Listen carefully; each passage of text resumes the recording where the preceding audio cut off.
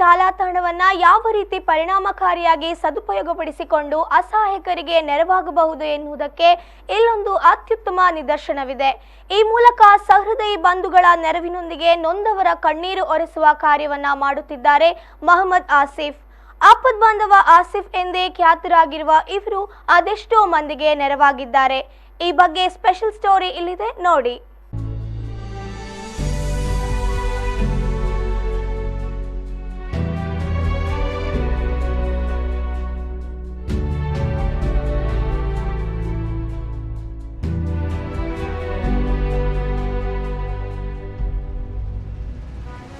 ಸಮಾಜದಲ್ಲಿ ಕೆಟ್ಟ ಕೆಲಸ ಮಾಡಿದಾಗ ಟೀಕೆ ಟಿಪ್ಪಣಿಗಳು ಸಹಜ.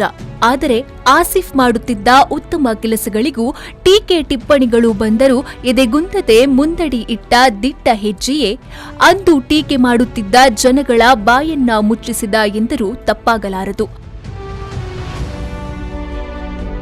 ಕಾರ್ಕಳ ಸಾಣೂರಿನ ತೀರಾ ಬಡ ಕುಟುಂಬದಲ್ಲಿ ಜನಿಸಿದ ಇವರು ಎಳವೆಯಿಂದಲೇ ಏನಾದರೂ ಸಾಧಿಸಬೇಕೆಂಬ ಛಲ ಹೊತ್ತವರು.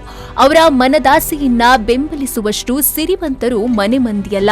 ಆದರೆ ಇವರ ಉತ್ಸಾಹಕ್ಕೆ ಬೆಂಬಲದ ಮಾತುಗಳೊಂದಿಗೆ ಬೆನ್ನು ತಟ್ಟುವ ಮಿತ್ರರಿಗೇನೂ ಬರವಿರಲಿಲ್ಲ.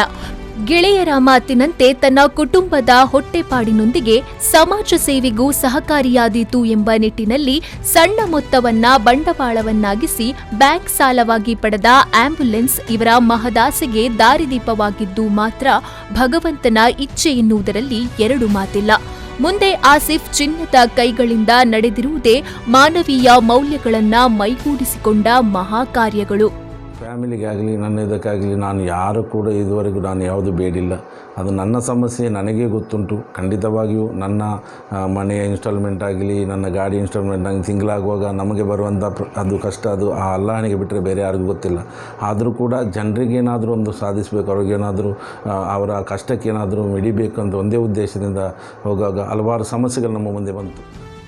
ಹೆದ್ದಾರಿಯಲ್ಲಿ ನಡೆಯುತ್ತಿದ್ದ ಅಪಘಾತ, ಗಾಯಾಳುಗಳನ್ನ ಕ್ಲಪ್ತ ಸಮಯದಲ್ಲಿ ಆಸ್ಪತ್ರೆಗೆ ಸಾಗಿಸುವುದಾಗಿರಬಹುದು, ಬಾವಿಗೆ ಬಿದ್ದವರನ್ನ ತನ್ನ ಜೀವದ ಹಂಗು ತೊರೆದು ರಕ್ಷಣೆ ನಡೆಸಿರುವುದು, ಈ ಎಲ್ಲ ಸಮಾಜೋಮುಖಿ ಕಾರ್ಯಗಳಿಂದ ಭಾರೀ ಜನಮನ್ನಣೆ ಪಡೆದ ಆಸಿಫ್ ಆಪತ್ ಕಾಲದ ಬಂಧುವಾಗಿ ಎಲ್ಲಾ ಧರ್ಮಗಳ ಜನರ ಪಾಲಿಗೆ ಆಪತ್ ಬಾಂಧವರಾದರು.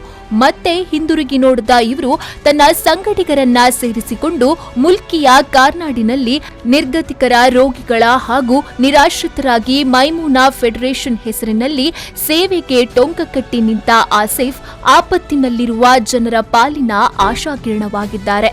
ಇವರ ಈ ಸಾಧನೆಗೆ ಇವರ ಹಿಂದೆ ನಿಂತು ಬೆನ್ನು ತಟ್ಟುವ ಯುವಕರ ದಂಡೇ ಇದೆ. ತನಗಾಗಿ ತನ್ನ ಕುಟುಂಬಕ್ಕಾಗಿ ಏನೂ ಬೇಡದ ಆಸಿಫ್ ಇತ್ತೀಚಿನ ದಿನಗಳಲ್ಲಿ ಇವರು ಸಾಮಾಜಿಕ ಜಾಲತಾಣಗಳನ್ನ ಬಳಸಿಕೊಂಡು ಅದೆಷ್ಟೋ ನೊಂದ ಕುಟುಂಬಗಳಿಗಾಗಿ ದಾನಿಗಳ ನೆರವು ಬೇಡಿ ಸ್ಪಂದಿಸಿರುವುದು ಇವರ ಸಮಾಜಮುಖಿ ಕಾರ್ಯಗಳಿಗೆ ಕೈಗನ್ನಡಿಯಂತಿದೆ.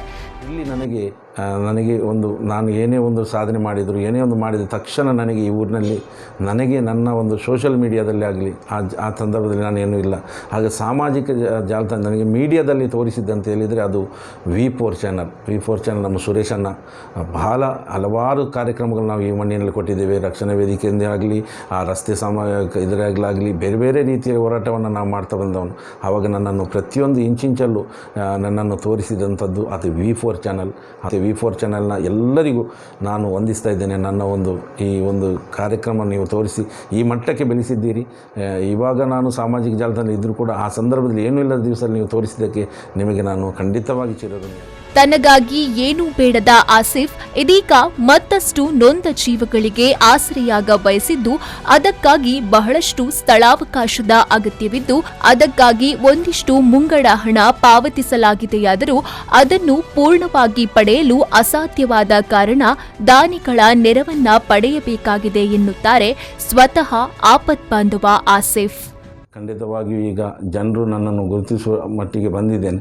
ಆದರೂ ಕೂಡ ನನಗೆ ಈಗ ಒಂದೇ ಕೆಲಸ, ನಾನು ನಾಳೆ ಸತ್ತರೂ ಕೂಡ ನನ್ನಲ್ಲಿರುವಂಥ ಇವರು ನಮ್ಮ ಅತಿಥಿಗಳು ಖಂಡಿತವಾಗಿ ರಸ್ತೆ ಬದಿ ಬರಬಾರ್ದು, ಅವ್ರಿಗೊಂದು ಮೂಲಭೂತ ವ್ಯವಸ್ಥೆ ಆಗಬೇಕು, ಒಂದು ಒಳ್ಳೆಯ ಒಂದು ಅವರಿಗೆ ಯೋಜನೆಯನ್ನು ಮಾಡಬೇಕು ಅಂತ ಕನಸಿದೆ.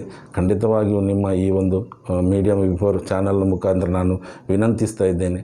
ಖಂಡಿತವಾಗಿಯೂ ನನಗೆ ಅದಕ್ಕೊಂದು ಸಹಕಾರ ಮಾಡಿಕೊಡಿ. ಇನ್ನಷ್ಟು ಜನರನ್ನು ಸಾಕಲಿಕ್ಕೆ ಅವರನ್ನು ಕರೆದುಕೊಂಡು ಬಂದು, ನನಗೆ ಇನ್ನೊಂದು ಉದ್ದೇಶ ಉಂಟಲ್ಲಿ. ನಾನೀಗ 2 ಎಕರೆ ಸ್ಥಳದಲ್ಲಿ ಕೇವಲ ನಿರ್ಗತಿಕರಿಗೆ ಮಾತ್ರ ಅಲ್ಲ ಸರ್, ಏಡ್ಸ್ ಪೇಷಂಟಿದ್ದು ಒಂದು ಇದು ಮಾಡಬೇಕು, ಮತ್ತು ಕ್ಯಾನ್ಸರ್ ಪೇಷಂಟ್ ಅವರಿಗೆ ಮದ್ದಿಲ್ಲ ನಮ್ಗೆ ಖಂಡಿತ ಗೊತ್ತುಂಟು. ಆದರೆ ಅವರು ಸಾಯುವ ಸಂದರ್ಭದಲ್ಲಾದರೂ ಕೂಡ ಒಂದು ಒಳ್ಳೆಯ ರೀತಿ ಅವರಿಗೆ ಮರಣ ಬರಲಿ, ಆ ರೀತಿಯ ಒಂದು ವ್ಯವಸ್ಥೆ ಅವರಿಗೆ ಮಾಡಬೇಕು ಅಂತ ಒಂದು ಉದ್ದೇಶ ಉಂಟು. ಕಾರ್ಕಳ ತಾಲೂಕು ಸಾಣೂರು ಗ್ರಾಮದವರಾದರೂ ಓರ್ವ ಆಂಬ್ಯುಲೆನ್ಸ್ ಚಾಲಕರಾಗಿರುವ ಇವರು ಸಮಾಜ ಸೇವೆಯಲ್ಲಿ ತೊಡಗಿಸಿಕೊಂಡ ರೀತಿ ಅಮೋಘ, ಅಪೂರ್ವವಾದದ್ದು. ಇವರ ಈ ಸಮಾಜ ಸೇವೆ ಹೀಗೆ ಮುಂದುವರಿಯಲಿ ಎಂಬುದು ವಿ4 ನ್ಯೂಸ್ನ ಆಶಯ.